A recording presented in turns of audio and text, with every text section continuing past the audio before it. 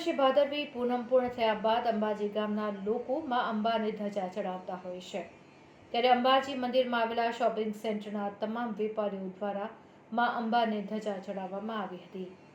ચાલુ વરસાદમાં વેપારી મિત્રો દ્વારા માં અંબાને ધજા ચડાવવામાં આવી હતી.